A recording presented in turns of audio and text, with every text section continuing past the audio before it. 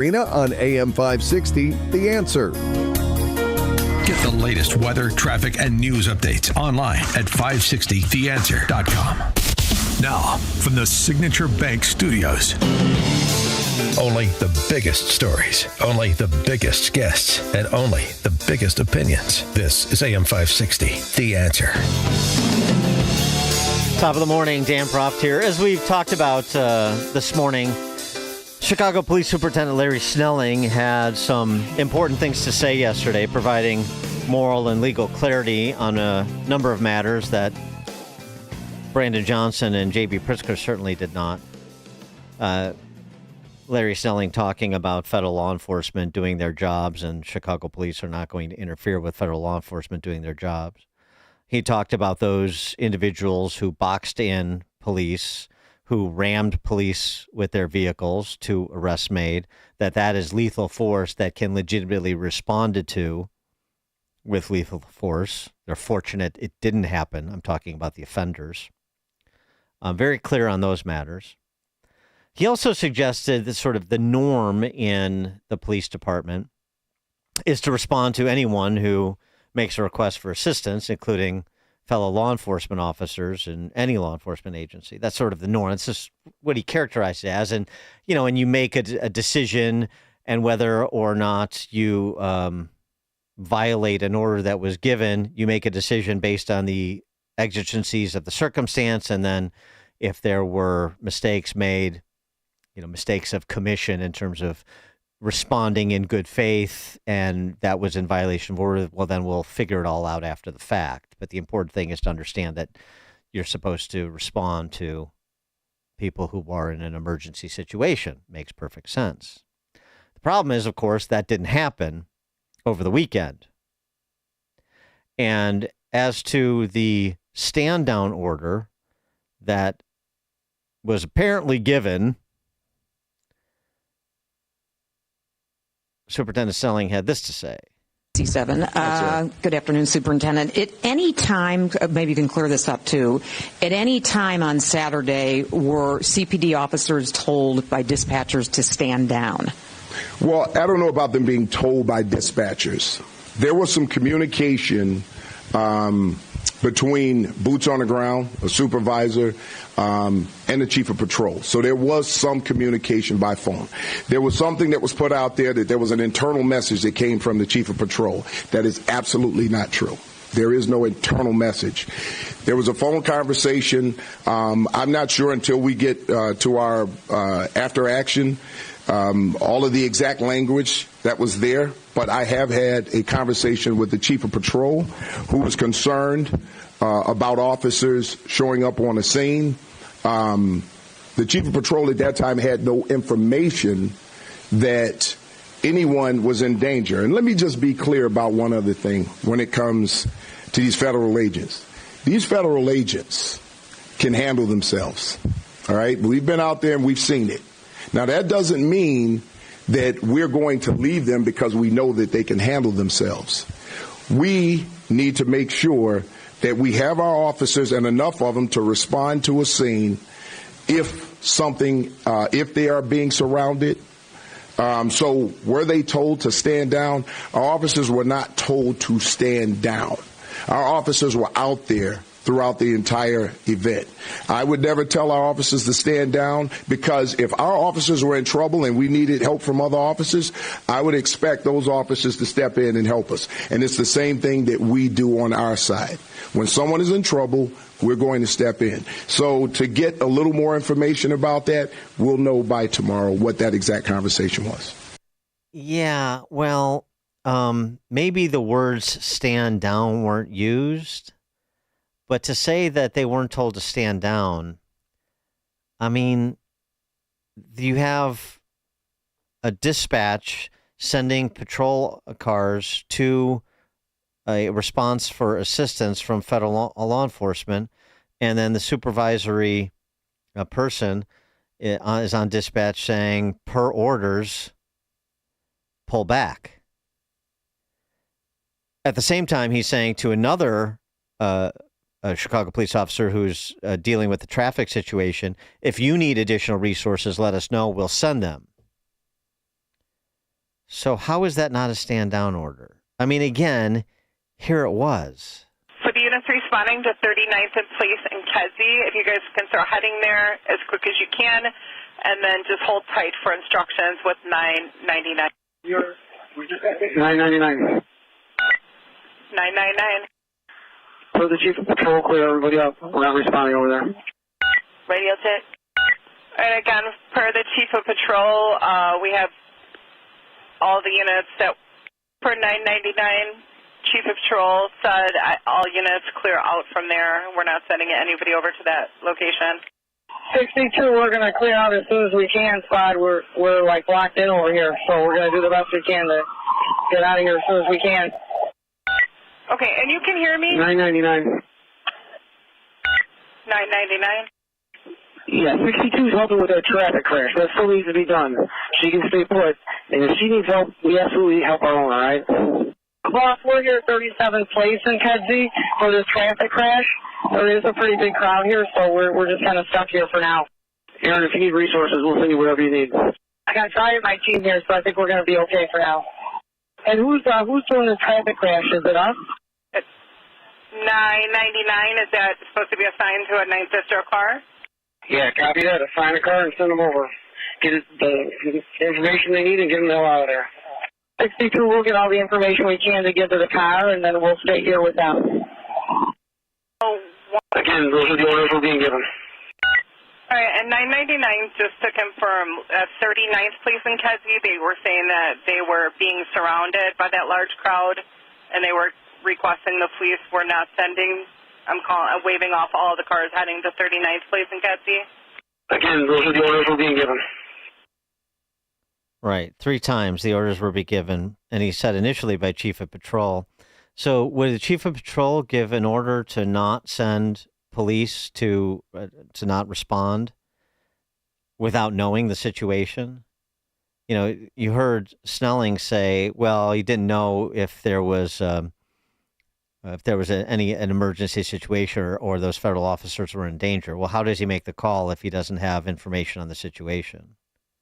Whether there was an internal memo or not, you have the supervisory personnel on that dispatch saying, Chief of Patrol just said, we're not sending officers. He said it 3 times.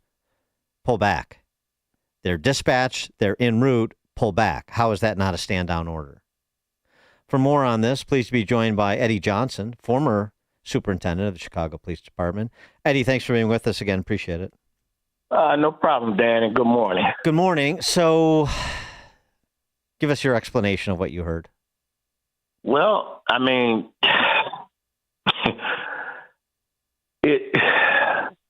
listening to the recording of the dispatcher, they were clearly told not to assist and to clear out over there. It's unfortunate, but, we all heard it, several times where 999 was saying, per the Chief of Patrol, to clear out. Now, the question becomes, what was actually said between the Chief of Patrol and 999, who is the Watch Operations Lieutenant in the 9th District, according to that call sign. Mm-hmm. So it's unfortunate, that happened, and they clearly need to figure out exactly what happened. So in listening to the superintendent, apparently there was no internal message, i.e. put on paper that yeah, I'm sure there wasn't. But I mean, right. Right. that, and then that's why. I mean, so would it be unusual for the Chief of Patrol to make a call like that without the superintendent being in the loop? Well, I can tell you how it was when I was a superintendent. So so the answer would be no. If it were me, I don't know how they communicate with each other, but I can guarantee you the Chief of Patrol wouldn't have made that call unless I was okay with it. And I'll tell you this, I can recall back in 2017, I believe it was 2017 or 16, when that Trust Act came into effect, which essentially said that CPD could not assist federal agents in immigration enforcement. back then I had very good communication with all of our federal partners and the directors and the SACs. And so what I did was, because we could not formally assist in the raids, we would talk daily, and they would let me know where they were going to be conducting operations. But you cannot not respond if anybody calls for assistance. And what we would do is we would have squad cars in the area, close by, so that if something of this nature happened, they could quickly respond to assist them, because you cannot not assist anyone if they're calling for help. That's just how it is. And this is, I think, what has so many people perplexed, including a lot of former Chicago police officers that have called in on the topic. Just exactly what you said. That's what they said. And so how would this come to pass? I mean, can you conjure a scenario that could explain why this did occur?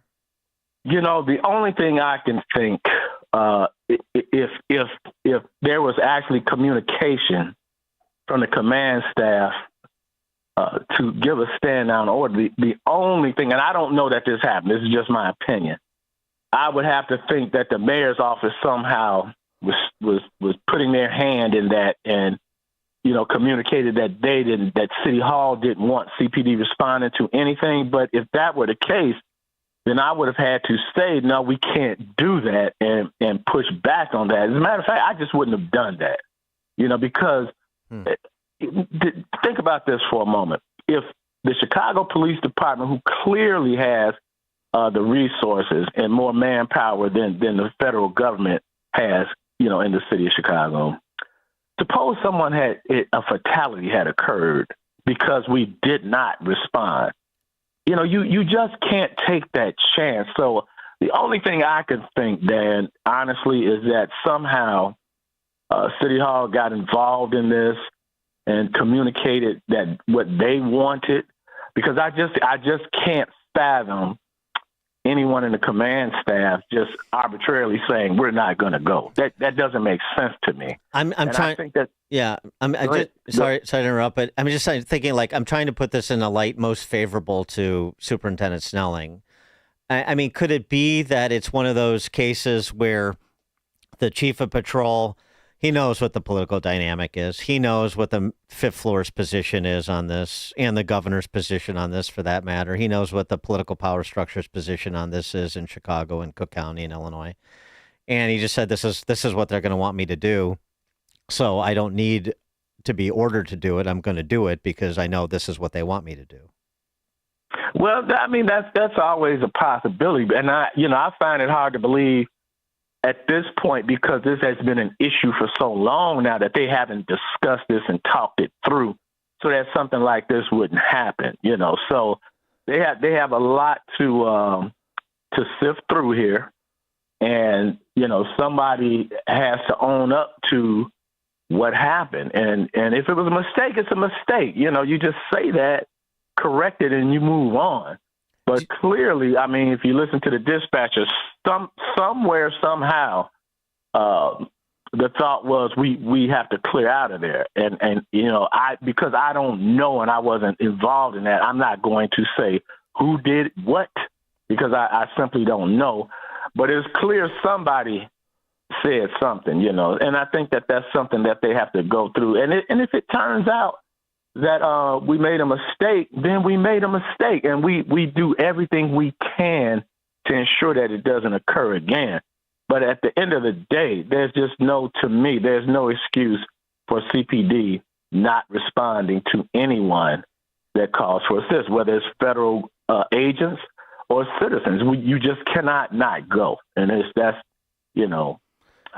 can't be any more clear than that. Yeah, and I mean, especially since ICE has been here for a minute, I mean, it makes sense, doesn't it, that you would have had Snelling in communication with the mayor's office about how we're going to handle ICE operations in the city, how we're going to handle National Guard if National Guard are ultimately deployed in the city, so that they would have established some sort of protocol as needed, unless it was just going to be, do what you normally do, which is serve and protect. And that includes federal law enforcement if there's a situation.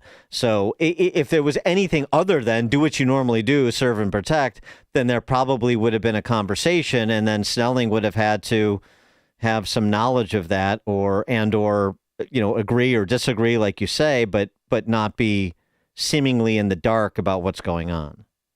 Yeah, I mean, like I said, Dan, I can't speak for them. And I know Snelling personally, and I know he's a good guy. And I know that his thought process would have been, I would think, that you can't stand down, as he said yesterday. Yeah. So, I'm not placing the blame on anyone at this moment. I just know that until you get all the information, it's just not a good thing to point fingers at someone until you really know, So they're going to have those conversations, sift through the communication between, obviously, the chief of patrol and, the 9th District watch commander. They're going to have to talk about what that communication was, but it's not a good look. There's no denying that. It's just not a good look. And again, when I was superintendent, all I can say is when I was there, that wouldn't have happened without